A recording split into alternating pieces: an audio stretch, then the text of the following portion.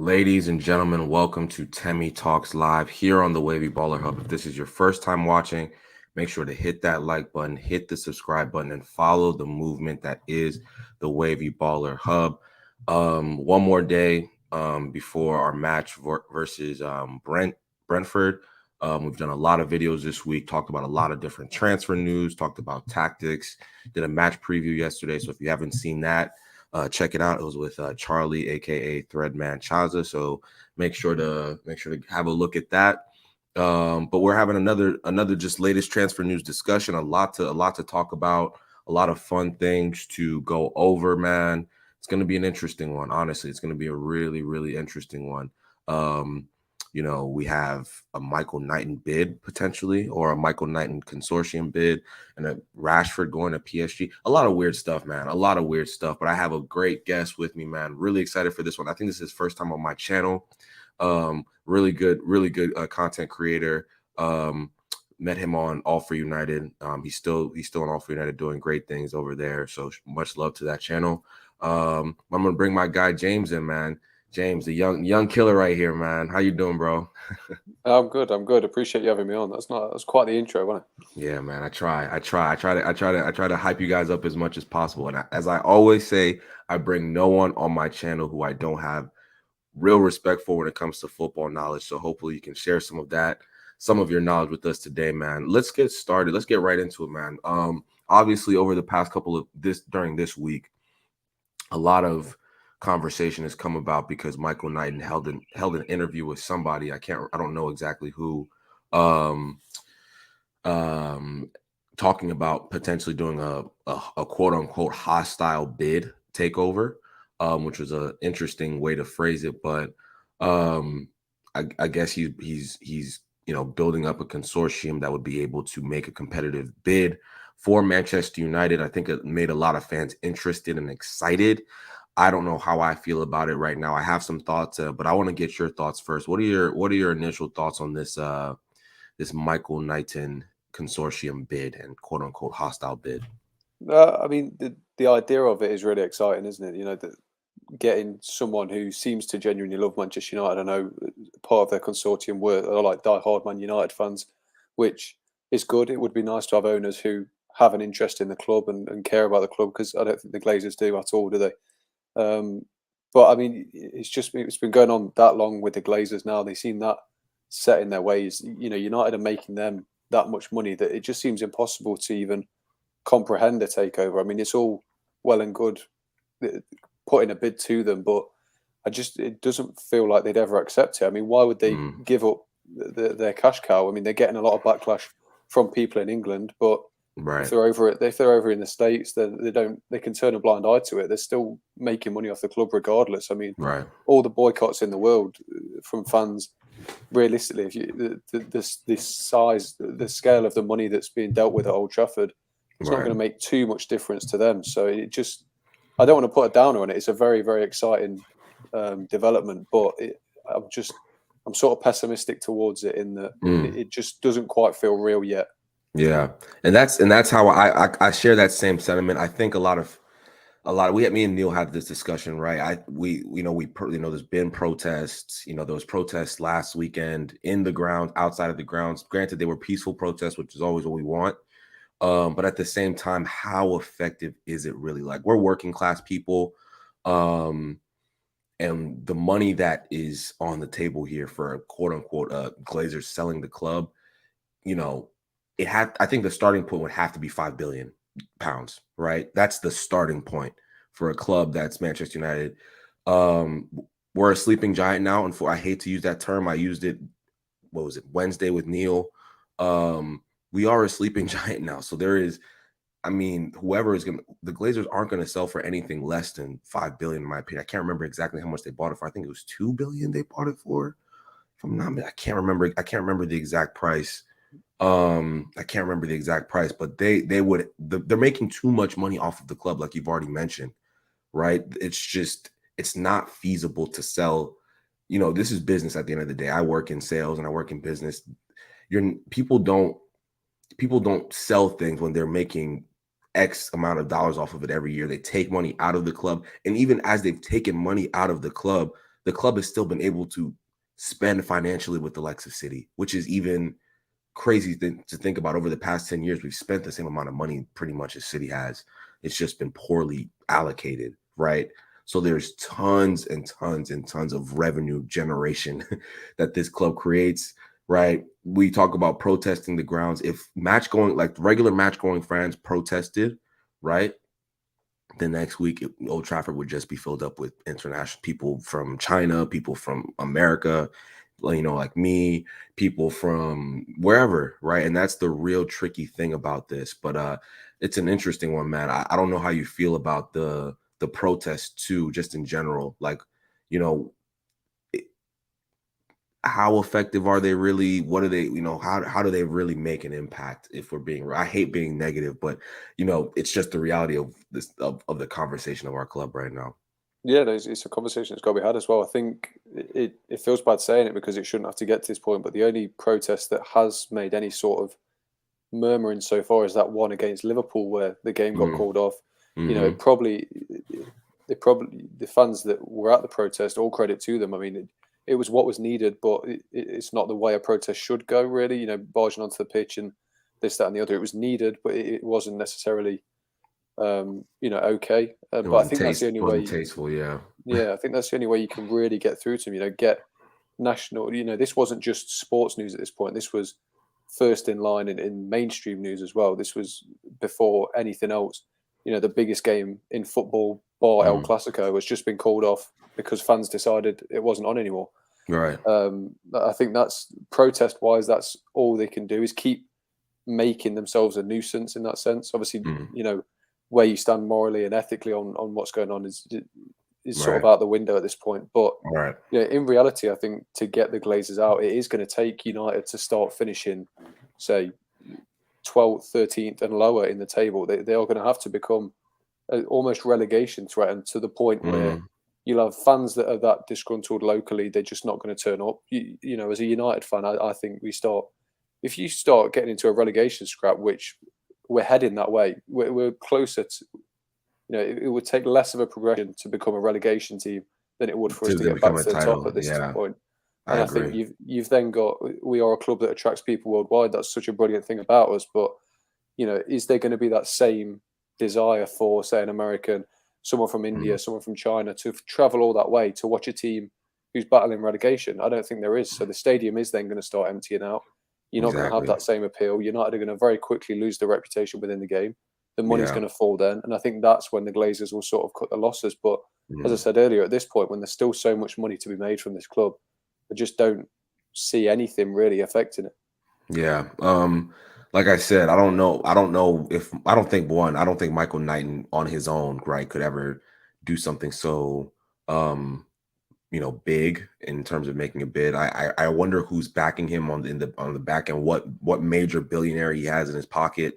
Because if he's so confident, I watched the whole interview. He seems very confident in his in how he's speaking. But I hate saying this. I was watching TalkSport the other day, and what's his name? The really pompous guy. I think Simon Jordan or yeah. He was just saying most ownership takeovers, they're not public, right?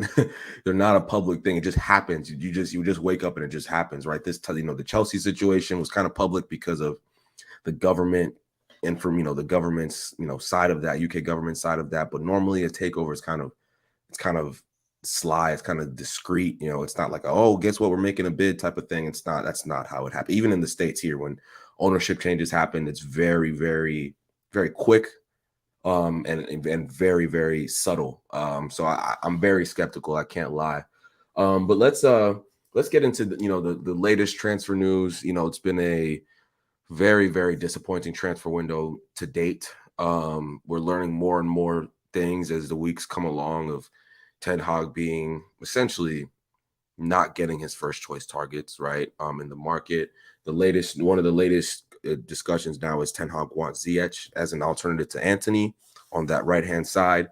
And it looks as if the club is not interested. The club isn't interested. I didn't get the exact price that Chelsea has him at right now, but he's an unused substitute. Chelsea got him for not a lot of money, right? I don't even think it was more than 20-something million pounds that they got him for, if I'm not mistaken. And I think Ziyech would be a good player for us. I mean, I think he would, to be quite honest with you, walk into our starting 11. That's how, poor we've been. We're taking Chelsea's scraps. But what are your thoughts on this? Ziyech, Ten Hag's interest in Ziyech, and then the club essentially saying, "Now we're good."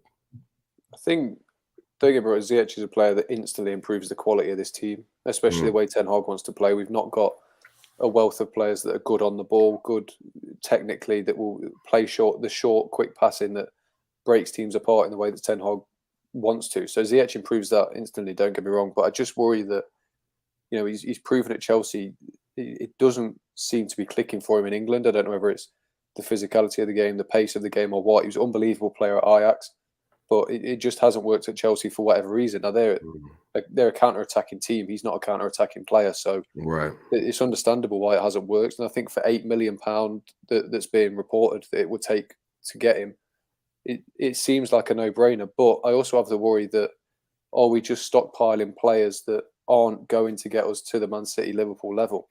Ziyech, I don't think anyone could argue that Ziyech, he's not going to get us there, is he? He will improve us, don't get me wrong, but what sort of impact is it going to have? Whereas, you look at the players that City and Liverpool would target. City have gone out and bought the best striker in world football at the minute in Erling Haaland. Liverpool have gone and signed Luis Diaz in January. They've signed Nunes now. These are players that will keep you at the top level. I just don't know if Ziyech is that caliber of player. So don't get me wrong, £8 million, it's a bargain. It's a deal that the club probably should be doing. But I just worry that, he's 29 now. In a couple of years, is he going to be another player that, he's going to be on a 200 grand a week contract? We'll have moved past him by then, hopefully. What's the plan after Ziyech? Do you know what I mean? I'm sort of tired of this club signing stopgaps. Yeah, that's a very fair point. Our guy Marcus here said, "I said no to Ziyech a week ago, but now that we are signing Rabiot, I'll take Ziyech." Honestly, and here's the thing: I hear what you're saying, James, and I understand the stopgap, conversation. It's true. It's a factual thing. It's happened, especially if you look at the strikers we've signed over the last 10 years. It's essentially been old guys that we can only play for about a year or two.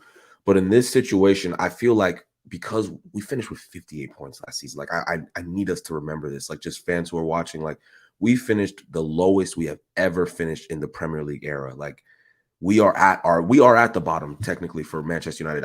I'd be shocked if we got less points than that this season, even though we started off slow, right? We need to get to a point where we're just improving the quality of the squad a little bit, right? A little bit here, a little bit there. Do I like the Rabiot thing? Not really. But does he improve the quality of the squad in the short term? Yes, he does. So I'll take those type of players. Trust in the manager, because I do know the manager wants Rabiot. It's been reported by multiple credible journalists. So we know he wants Rabiot. Okay, the manager wants Rabiot. I'll trust it. Bring him in, right? He wants Ziyech. I know he's been successful with Ziyech in the past, gone far in the Champions League. Obviously, what was that? It's probably been 3 years now or something like that, 3-4 years since Ziyech was at that level, right? But I know he's a good player. I know he's better than Marcus Rashford, God forgive me, and we'll talk about him in a second. And maybe let's just say hypothetically we do get Ziyech, then we say, okay, maybe you play on the right, Jadon plays on the left. We have our inverted wingers the way Ten Hag wants it, and then we can build bases off of there. If we need to buy another right winger, right, bring in Anthony the next summer, right? And then we have two inverted right wingers, and we have two inverted, so I'm more thinking of it as like we're just slightly getting a little bit better, piece by piece. And that's it's a weird one. I understand the sentiment of. I think I'll sort of add on your point there as well. Another positive with Ziyech is he is a natural right winger. That's right. Where he's played his whole career, other than maybe a few stints in the middle. And we've got a squad overloaded with left wingers. Even Jadon Sancho is better on the left. So I get, like, another point in his favour would be we would then go into the season with a right winger, which we haven't in God knows how many years. So yeah, Valencia. that'd be another good point in that we're not having to play either Rashford or Elanga out of position out on that right where they're they're visibly uncomfortable. Yeah, it's an interesting one. Guys, get your thoughts in the comments. Get your thoughts in the comments if you are watching. We talked about Marcus Rashford a little bit.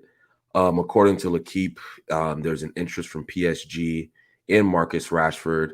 I think the valuation from PSG was 60 million pounds, if I'm not mistaken.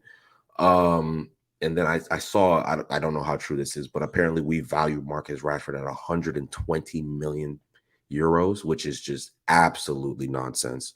But what are your thoughts on this? What is factual is what we do know as fact is Rashford's representatives were in Paris talking with PSG's, the PSG hierarchy, which is interesting in and of itself, right? I think that's the interesting part about this news is that there is scoping from Rashford's representatives. What are your thoughts on this interest from PSG, and would you sell Marcus Rashford? I think there's probably interest there. I think as bad as he has been the last 12 months, I think that realistically there'd be a lot of teams interested in signing Marcus Rashford. There's still a player there. We've seen that, but it screams new contract to me. 1 year left on his deal with the option of an extra year. He's probably wanting a wage increase as well. Whether he's earned it, he probably knows he hasn't deserved a wage increase, but he's going to want one anyway.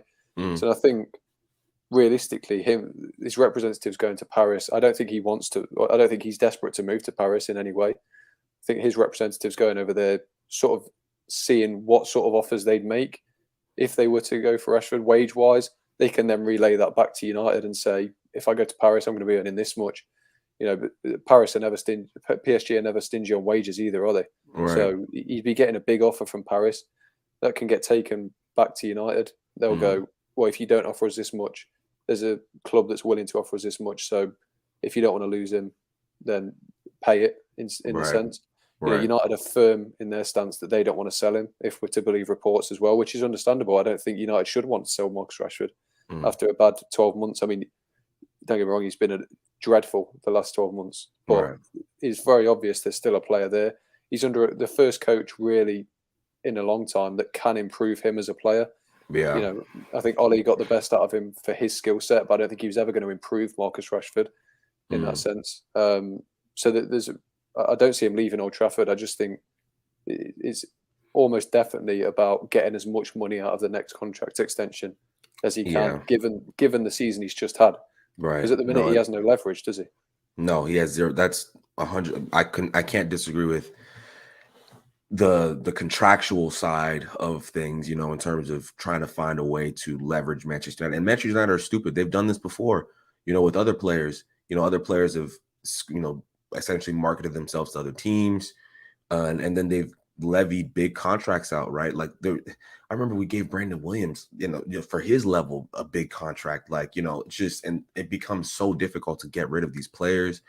De Gea, I love De Gea, but his contract is ridiculous. He's unsellable, right? It's hard to get rid of players when they're on ridiculous wages and they're not playing up to the level that they are, the money that they earn. On the Rashford on the pitch thing, James, I'll be honest with you, I'm pretty much done. I've been done for a while. Even when he was scoring goals, like I think the season before last, right? He scored a ton of goals. But I kept on saying he's not playing well. He's not. I would say it on All for United all the time. He's not playing. I know he scored. But he's not playing well over 90 minutes.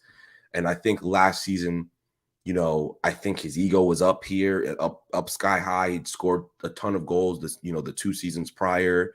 And he came in with a bad attitude, in my opinion. Didn't work hard enough for me. I don't want to use the term down tools, but it felt like that a lot of the time last season. And I just look at a player who, unfortunately, because of the coaches we've had while he's been here, hasn't really gotten that much better. He hasn't gotten that much better. I think, like you mentioned, Ollie, in Ollie's system, he could be great because it was essentially a counterattacking system, right? Where you leverage Marcus Rashford's best skill set, which is, pace and athleticism, right? That's what he's great at, running in behind. He does make very good runs. I will give that to him. He's always had this ability to find the space in behind, right? But now we're playing with a manager who wants to sometimes he wants his wingers to receive the ball to feet and create, take on a fullback, right? And Rashford's just doesn't have that skill set to understand when to take on a fullback, when not to take on a fullback, when to cross the ball. I can't remember. I genuinely can't remember him crossing the ball. Like, he doesn't cross the ball.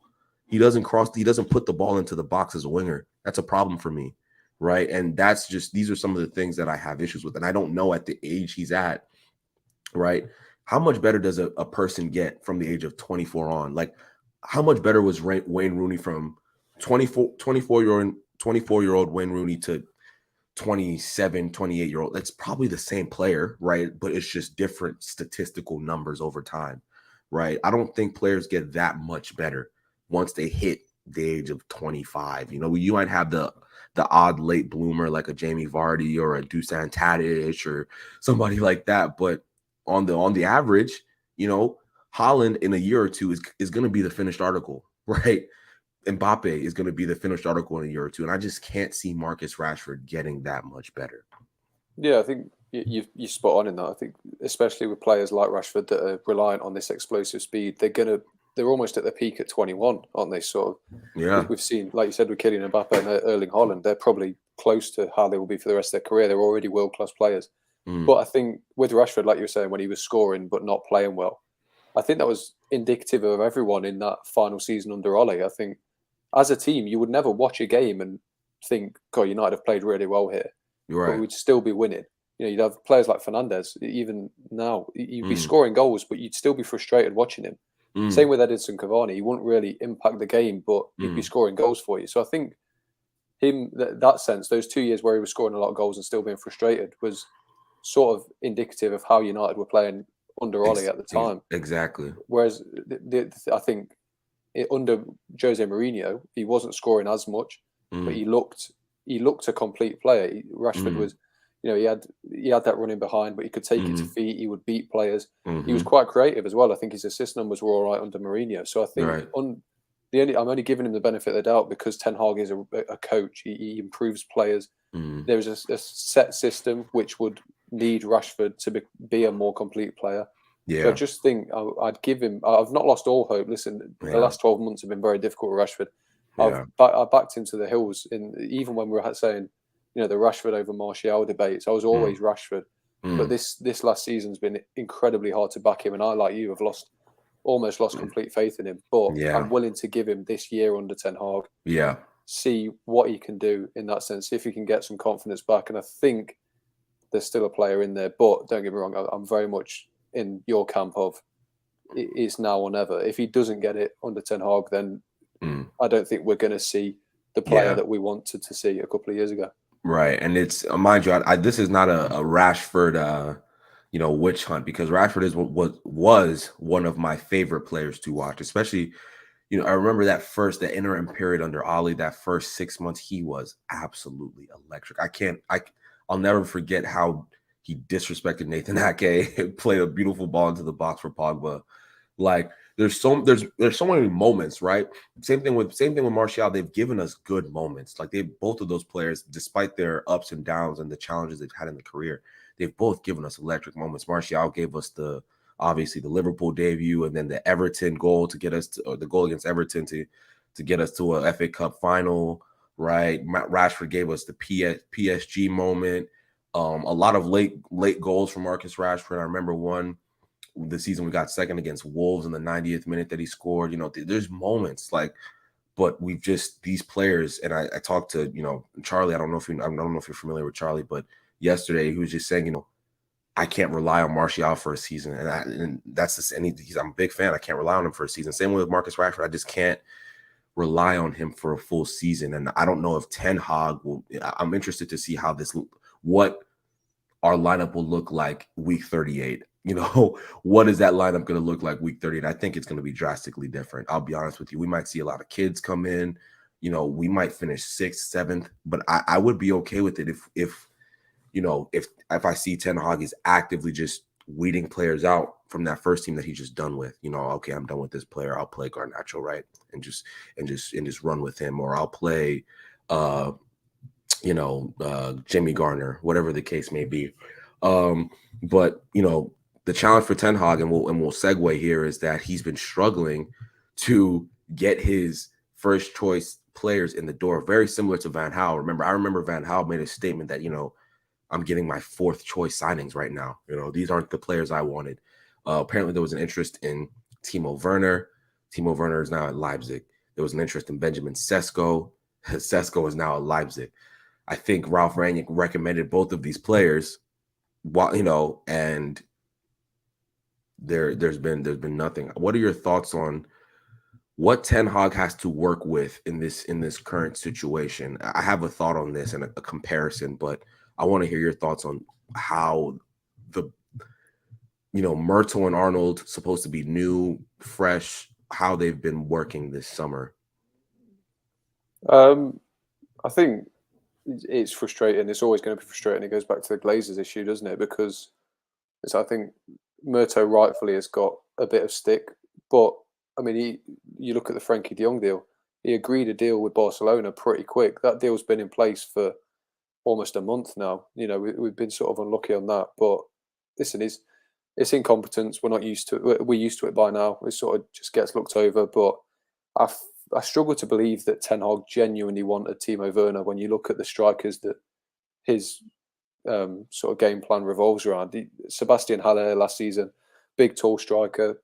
The prime striking option this season was Sesko, big tall striker. You're looking at the guy from Stuttgart. I cannot pronounce his name for the life of me, so I'm not going to try. But again, I think he's like 6'7". This big striker that technical players can play off. So it didn't make sense to me that Timo Werner would be in Ten Hag's plan. Even as a backup, Ten Hag likes more of a false nine, someone who can link up play. Timo Werner's not your guy for that either, is he? He's very much a getting behind and finish. So unless he was going to play him out wide, it sort of stinks of this Rabiot move and this Arnautovic move in that United saw that a player who was decent would be available. They saw that Leipzig were going in for him. There was a chance they could sign him. So they were like, well, let's test our luck. Let's try and get him. Right. And that's the frustration as well, that's United's transfer policy at the minute. Right. We're looking at players who are looking like their clubs are trying to get rid of. Right. If Juventus are trying to get rid of Rabiot, or presumably because he's not good enough, why are we, as a club who want to get back in the Champions League, then going to take him on? If he's not good enough for one of the worst Juventus sides in the last 10 years, how is he going to be good enough for us to take us forward? Right. It's irritating. It seems like they're taking the easy option. They don't want to do too much negotiating. They see a player that is readily available and they'll take him rather than listening to Ten Hag, listening to Rangnick, listening to Ole in terms of who they actually want that would take time and effort to bring in. They'll just go, well, this guy's available. We'll bring him in. It's like, the deal that bought Edison Cavani in. Getting Donny van der Beek in was because he was available. There's time after time you get these transfers that they're just there because they can happen rather than we've scouted this guy for a year. We know exactly how he's going to fit this system. We know how to get him, so let's get him. It screams incompetence from top to bottom almost. No, it's you're 100% right. I think Samuel Luckhurst was the person who reported this early this morning, if I'm not mistaken. I think he went to Leipzig for 25 million pounds, which is not a lot of money, right? In hindsight, I think they bought him for 50 million pounds. So, Leipzig are essentially, they still getting a return on their investment from the few seasons prior. But Marcus is right. It's desperation FC. It's sad. And they've had what I can't wrap my head around personally is the fact that they've had months. Oli was fired in November or December, January, something. I can't remember. But early, we knew Ten Hag was coming in early, right? What have they been doing over the past, in that time frame when you're supposed to be creating a strategy, creating a plan, right? Obviously, we as fans always think that, well, we can do this in X, Y, Z. We don't understand the financial, the financial aspects on, financial fair play is one thing. How the market works, what the conversations are like with player, agent, representatives, all that good stuff. With that being said, you're right. It's a very scattergun approach. And I pity the manager because I know this man's a good coach, right? And I kind of liken it to I still have hope in the very deepest part of my heart, because I kind of liken it to Poch at Spurs, right?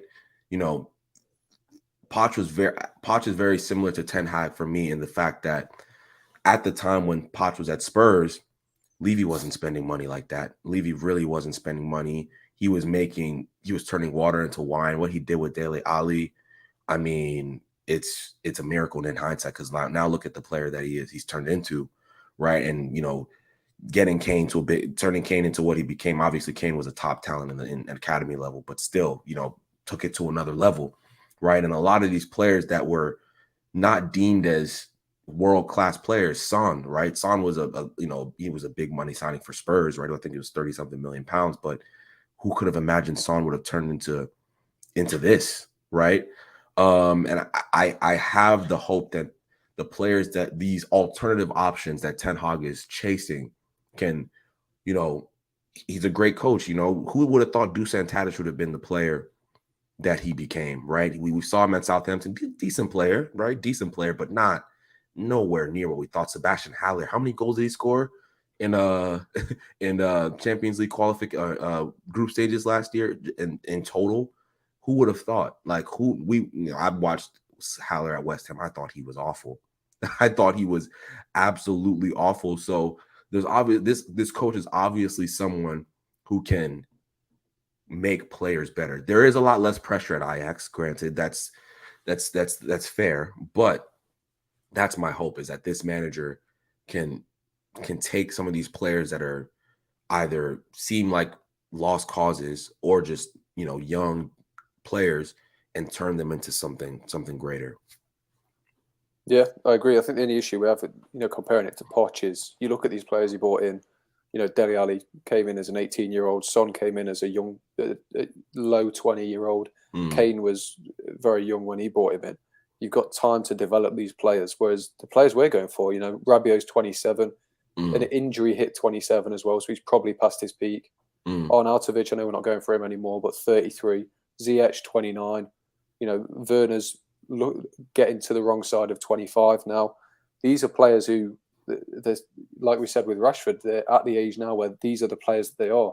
There's not much you can really do to them. So it's sort of asking them to work miracles. We're not even bargain hunting at the right age. We're bargain hunting on players who are inevitably going to decline, which Ten Hag's going to have to rescue more than develop. That's the issue. And I think going back to the comfort thing as well, we're too comfortable with signing players to a point where you get a Ralph Rangnick in, who, as a director of football, would do the uncomfortable stuff. He'd do the long scouting. He'd look for signings that were going to improve you, that wouldn't be easy to sign. And United didn't fancy it. United sacked him off. Realistically, United got rid of him. I think he would have happily stayed. United got rid of him because he challenged their ability to just make comfortable signings that require minimal effort. Yeah, that's real. I remember I think obviously Rangnick's most famous press conference was we need 10 players in, 10 players out press conference. And he's right. I look at our squad and it's become like last season, it felt like our squad, like when we started last season, outside of, the Fred and McTominay midfield, it felt like our squad had some depth to it, right? We had Martial, Cavani, Ronaldo. We had, Rashford, Sancho. In defense, obviously it's not great, but it just felt like there was depth there. And now in a year, it feels, and we had Pogba, we had Matic, we had, there was some meat to the squad. Now it's like you look up and it's threadbare. We're gonna, I know very soon we're gonna start relying on these kids, which is unfair to them, but give it 3 months, James. I promise you, some of these kids will become regulars, either in Europa League or in FA Cup. Some will start seeing league action. I know Hannibal. That's some other news that Hannibal's probably going to go on loan, which is really good. I'm excited for that. Hopefully it's a Premier League club. Premier League club, Championship club. But we're going to start with, a lot of these kids aren't going to go on loan for the simple fact that we're going to need them. we might need to bring them up into the squad, the likes of Jimmy Garner, the Savage, Iqbal, Garnacho, I imagine will play You know, I wouldn't be shocked if Garnacho got 10 league appearances this season, right? It's tough. It's a tough one, James. I don't know how you feel about that.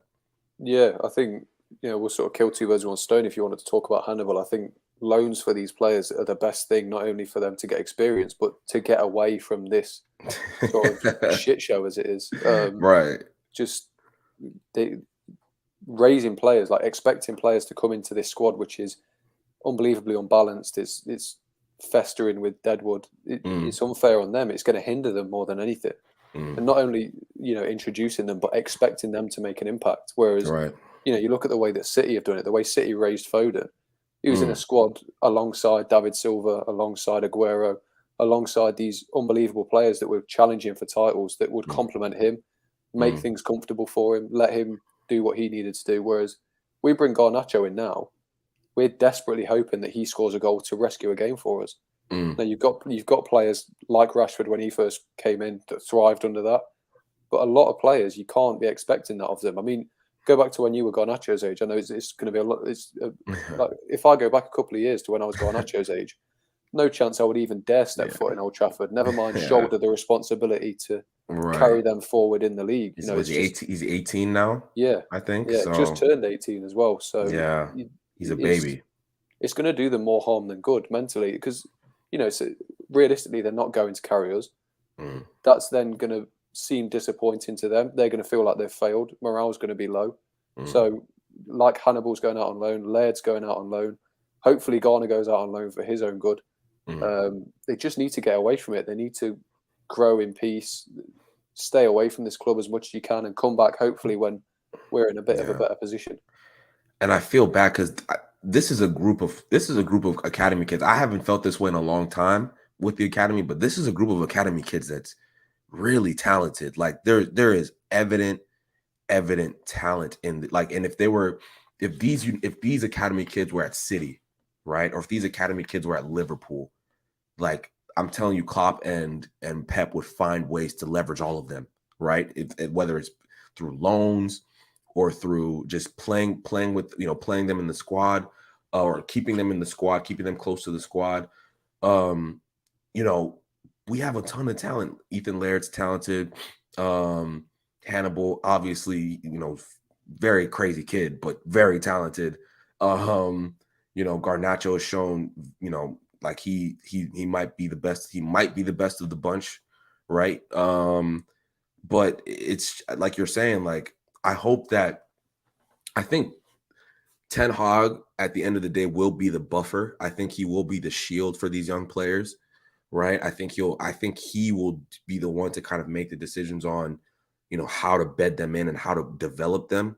We've seen him develop young players in the past and turn them into, very sellable assets for Ajax, for lack of a better term. But it's an interesting one. And Marcus says here, the sad thing is Malacia, Martinez, Ericsson were great signings, but it's been ruined by the lack of planning elsewhere. 100%. I think all three of these players will eventually will be regulars in our side in terms of first team. Even Ericsson, I think Ericsson will eventually just become. I thought he would be a squad player.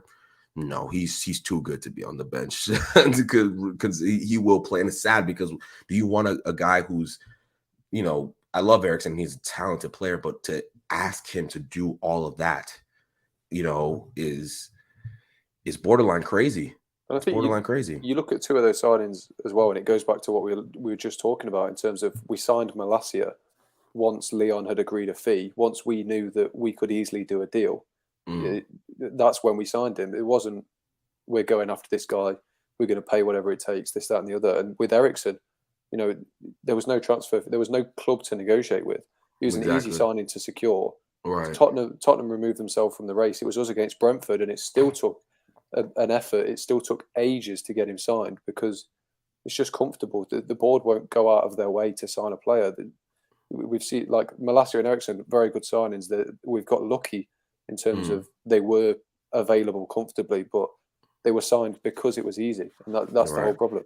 Right. It's a tough one, man. It's a tough one. We're gonna round up here real quick. We did our match preview yesterday, like I mentioned, guys. Make sure to hit the like button, hit the subscribe button. All of James's information is in the video description. His Twitter, his personal website. Make sure to check that out. It's all in the video description. So guys, make sure to support my guy James. Hopefully I can get him back soon. Obviously, real quick, we have a game tomorrow. What are your score predictions for that game? That's a tough one. I'd be a lot more confident this time last week, but Yeah. I think Brentford are a good side. Obviously, I'm in nowhere near as qualified to talk about this as Charlie is yesterday. I mean, you got a great guy on to talk about how this game will go, but Yeah. I'll be optimistic. I'll say we'll edge a win. I think Ten Hag's had another week. He's had a full game to look at them in a competitive setting. There will be tweaks. I don't doubt that, but yeah, I'm gonna. It'll be one of those games where we're sort of fortunate to win, but we're just happy to win it. So I'll go for a 2-1. Yeah. I don't even know about goal scorers. I don't know who in this team could even put the ball in there at this stage. Yeah, it's a crazy one. You're right. You're right. I went for 1-0 yesterday. I'm gonna stick with that. I thought I slept on it. I'm still feeling good about it. I think our defense will be better. I think Malacia is gonna come in. I think he'll start for Shaw. I think the defense will be much better. I don't even blame the defense particularly for those goals. I blame Dallo. I lied. I blame Dallo for the first goal, and you know what? I lied too. I blame Shaw for the second goal. So yeah, no, I take that back. But I think we will be better defensively next week. I think our center backs were. I think Maguire was decent. You know how I feel about Maguire, but I do think he was decent, right? And I thought Martinez, even though he should have potentially been sent off or gotten a penalty, I thought he showed promise. Do you think that because our midfield was so bad last week, we might see Martinez deployed in midfield next week? It's something that I was almost like desperate to happen when we first signed him, because basically you look at him as a player, he tops out the charts with his distribution. You look at his stats at Ajax, his passing is one of the best parts of his game. He's a battler. He can win the ball. He's mobile as well. So you'd think he'd be able to seamlessly transition into that defensive midfield role, but then you look into it, he hardly ever played there for Ajax. When he did, it was in the Europa League. Right. And when he did, he was notably poor as well. So for whatever reason, it doesn't seem like he can. If evidence would suggest that he can't play there, rather than we don't want to play him there, which is gutting, because you look at his skill set, he's the perfect modern defensive midfielder. But yeah, I don't know if Ten Hag risks it at this stage. He's only just signed. Maybe you bet him into a squad with a bit of stability rather than asking him to play a position he's hardly ever played before. Right. It's a tough one, but just I will keep saying it. Fred and McTominay must be abolished. That is my forever statement until it happens. I think in a couple of months we'll see either Eriksson or Garner become a regular, displace McTominay or Fred, but I just can't see it anymore. It's killing me. But guys, we're at the 45-minute mark. James, thank you so much for coming on. Hopefully I can get you on the channel soon. It's been a great discussion. Guys, like I said before, make sure to follow James. Make sure to all his information is in the description. Is there anything else you want to plug James? Any websites you're writing for, things like that? No, just subscribe to Temi. That's all I'll say.